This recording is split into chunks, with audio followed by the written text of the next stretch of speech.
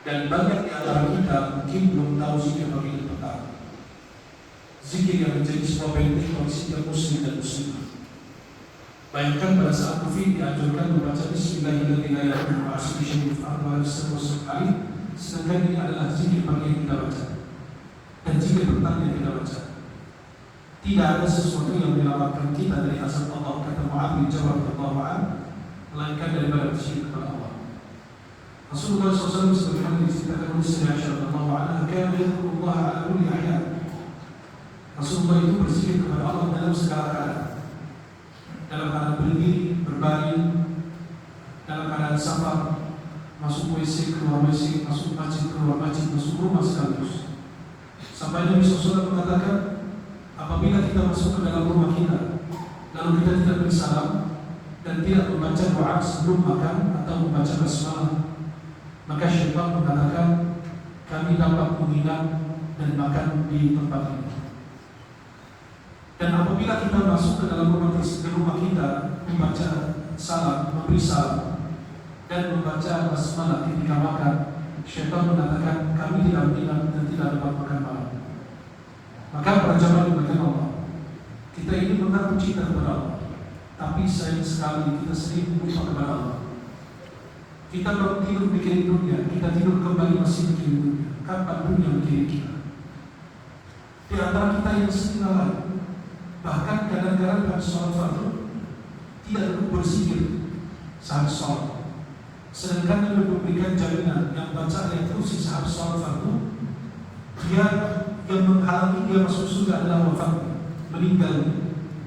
Penghalang antara kita dan surga adalah meninggal kita. Nabi menganjurkan kalau kita baca sayyidul istighfar di pagi hari dan di sore hari, Allahumma anta rabbi la ilaha illa anta khalaqtani wa ana 'abduka wa ana 'ala 'ahdika wa 'ahdika mustafa. Hadis yang diriwayatkan Bukhari dan Nasai dari Syaddad bin Aus radhiyallahu anhu. Nabi SAW mengatakan barang siapa dibaca zikir ini di pagi hari lalu meninggal di sore hari itu masuk surga. Dan apabila dibaca di sore hari dan meninggal malam tersebut masuk surga Allah. Nabi SAW mengatakan kepada Mu'adz, aku mencintai, jangan tinggalkan hari salat fardu. Allahumma a'inni ala dhikrika wa syukrika wa husni ibadatik. Kata Syekh Ibnu rahimahullah ta'ala, boleh dibaca sebelum salat dan sesudah salat, karena kita lihat 3 waktu mustajab doa di dalam salat. Pertama, dalam keadaan sujud, bukan sujud terakhir sebagaimana dibaikkan oleh sebagian orang awam. Setiap sujud kita punya doa mustajab, bukan di sujud terakhir salat. Yang kedua, pada saat kita sebelum salam kita punya doa mustajab. Yang ketiga, ketika kita qunut, itu ada doa mustajab. Itu yang pertama yang saya ingatkan kepada diri saya dan jamaah semua. Yang kedua, untuk mengingatkan diri saya dan jamaah semuanya, jangan melupakan saudara kita yang membutuhkan bantuan. Nabi bersabda, "Usul akhaka zalim aw mazlum." Bantulah saudaramu dalam keadaan zalim maupun terzalim. Kata sahabat, ya Rasulullah, nasuruh mazlum, fakaifa nasuruh zalim? Kami menolong dia kalau dia terzalimi, tapi bagaimana menolong dia kalau zalim? Kata Nabi, mencegah dia dari berbuat zalim. Nabi SAW mengatakan dalam hadis lain, al-muslimu akhul muslim, la yadhlimuhu wa la yuslim. Seorang muslim, saudara dari muslim yang lain, tidak boleh berbuat zalim kepadanya dan tidak boleh menyerahkan saudara orang lain berbuat zalim kepadanya. Nabi bersabda, ya Allah ma'al jamaah. Allah berfirman, wa'tasimu bihablillahi jami'an wa la tafarraqu. Nabi merasakan penderitaan yang dirasakan oleh orang Gaza, ada di dalam Al-Quran. Laqad ja'akum rasulun min anfusikum azizun 'alaihi ma 'anittum. Nabi merasakan kesulitan apabila umat merasakan hal demikian. Kami tidak mentangisi orang Gaza, kami mentangisi diri kita. 2 miliar umat Islam di seluruh dunia tidak bisa berbuat apa-apa untuk satu kota hanya penduduknya 10 juta yang begitu padat mereka. Kita tidak mentangisi orang Gaza karena mereka itu melawan penjajah. Mereka sedang membela Masjid Al-Aqsa, kita tidur nyenyak, makan yang enak, tidur di atas kasur yang empuk, dan mereka sedang membela Masjid Al-Aqsa. Dan umat Islam pertama 16 atau 17 bulan sebagaimana dalam tafsir Ibnu Katsir awal juz kedua ayat 10 surah An-Nas. Di antara 3 masjid yang boleh kita berpergian untuk melaksanakan sholat di sana. Dapat pahala 250 menurut hadis yang disahihkan Al-Albani. Kita sholat di sana. masjid di situ Isra dan Nabi, Mi'raj Rasulullah dari sana. Dan bukan karena Masjid Aqsa, kalau masjid manapun kita wajib membela, kita wajib jaga. Kami punya hutang budi kepada orang Gaza, karena mereka sedang membela Masjid Aqsa. Kami punya hutang budi kepada orang Palestina, karena mereka adalah rakyat Palestina dan Mesir, negara pertama yang mengakui kemerdekaan kita Indonesia. Kemudian kami tidak mentangisi mereka, kami tidak mentangisi diri kita sendiri, karena mereka antara dua hak, kesyahidan, kalau dia gugur tetap syahid, atau kemenangan. Kita mentangisi diri kita, tidak bisa berbuat apa-apa untuk mereka. Banyak suara yang mengatakan jangan ini dan jangan itu, biarkan suara itu bicara, biarkan mereka bicara.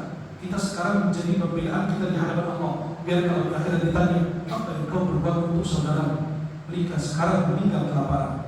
Bayangkan, saudara kita meninggal kelaparan. Saya coba baca dalam kitab sejarah dulu, gimana sahabat itu mengikat batu di perut mereka biar menghilangkan rasa lapar. Sekarang saya bisa lihat secara nyata video dan gambar yang ada. Sebenarnya kita perlu berbicara karena gambar yang kami tonton dan kami lihat sekali lagi, apalagi video yang sudah lebih dari cukup. Mudah-mudahan insyaAllah menjadi penyemangat kita untuk terus membantu mereka, dan pada saat kita dalam kesulitan, Allah pasti kirim hamba-hamba yang mencintai kita, hamba-hamba pilihan Allah yang akan membantu kita juga. InsyaAllah teman-teman di sholat Jumat yang ingin memberikan donasi kepada saudara di Palestina, InsyaAllah ada saudara teman-teman kita dari Gaza nanti mandiri akan berusaha membantu. Mudah-mudahan InsyaAllah niatkan bantuan ini sebagai pembelaan kita minimal di hadapan Allah SWT, adalah memberikan bantuan, mendoakan, menebarkan informasi, mengajarkan anak-anak kita, generasi-generasi kita betapa pentingnya Palestina. Kata Nabi SAW, apabila hancur negeri Syam, maka umat Islam tidak ada kebaikan sedikit pun. Jantungnya negara Syam adalah Palestina atau Masjid Al-Aqsa. Mudah-mudahan Allah berikan perlindungan kepada mereka, Allah berikan kemenangan, pertolongan kepada mereka, dan mudah-mudahan Allah berikan kekuatan agar bisa kita bersatu kembali, agar bisa kita mengalahkan musuh-musuh Allah Subhanahu wa taala. Dan ingat, al-kufru billatul wahidah, kekufuran itu adalah satu bila. Mereka saling berjuang, saling membantu. Jangan mendengarkan Amerika bilang begitu, karena mereka yang membantu Zionis dengan senjata yang luar biasa. Tapi kami tidak bisa berikan bantuan walaupun berupa makanan atau air minum untuk mereka. Mudah-mudahan Allah senantiasa memaafkan kelalaian, ketidakmampuan kita bisa memberikan apa-apa. Hanya donasi doa kita yang bisa kita berikan kepada mereka. Semoga Allah menolong agama dan umat Nabi Muhammad di mana pun berada. Doakan saudara kita, bukan hanya di Palestina, di Yaman, di India, saudara kita di mana pun berada. Doakan memberikan pertolongan Allah SWT. Jangan khawatir terhadap Islam. Islam agama Allah akan ditolong Allah. Yang kami khawatir adalah umat Islam, pengikut agama itu gampang berubah karena harta dan jabatan. Mudah-mudahan Allah berikan perlindungan kepada kita. Aku qouli hadza wa astaghfirullah wa atubu ilaih. Subhanallah wa bihamdika, asyhadu an la ilaha illa anta, astaghfiruka wa atubu ilaik. Assalamualaikum warahmatullahi wabarakatuh.